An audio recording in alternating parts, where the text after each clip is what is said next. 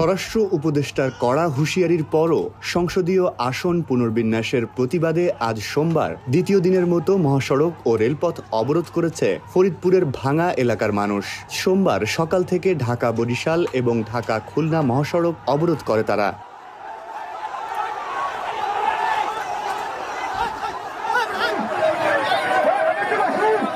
পূর্ব ঘোষণা অনুযায়ী আজ সকাল ৬টা থেকে সন্ধ্যা ৬টা পর্যন্ত অবরোধ করার কর্মসূচি থাকলেও আইন শৃঙ্খলা বাহিনীর জোরালো অবস্থানের কারণে সকাল থেকে সড়কে নামতে পারেননি আন্দোলনকারীরা।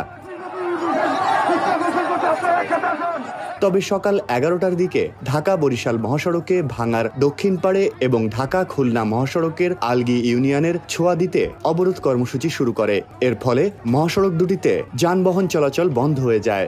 এতে জনদুর্ভোগ বেড়েছে দুই মহাসড়কে আটকে থাকা যাত্রীদের মধ্যে।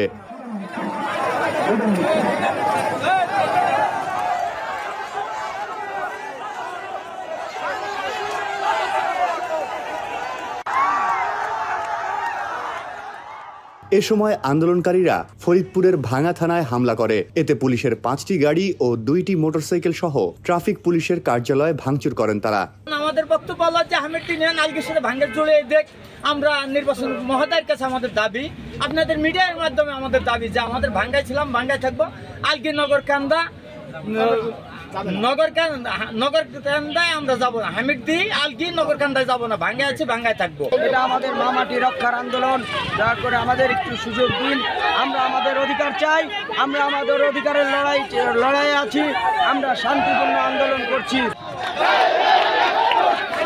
এদিকে আন্দোলনকারীদের অন্যতম নেতা আলগী ইউনিয়ন পরিষদের চেয়ারম্যান মোহাম্মদ সিদ্দিককে গতকাল রাতে গ্রেপ্তার করেছে পুলিশ। পরে সড়ক অবরোধের ঘটনাকে অবৈধ দাবি উল্লেখ করে আইনশৃঙ্খলা পরিস্থিতির অবনতি ও ভাঙচুরের ঘটনায় 90 জনের নাম উল্লেখ করে এবং 100 থেকে 150 জনকে অজ্ঞাত আসামি করে দ্রুত বিচার আইনে মামলা করেছেন ভাঙা থানার উপপরিদর্শক হাবিবুর রহমান।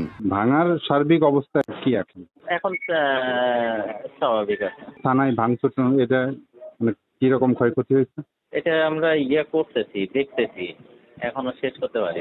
বিভিন্ন জায়গায় খোঁজ নিতে হচ্ছে তো, এই জন্য এখনো শেষ করতে পারি নাই ক্ষয়ক্ষতি।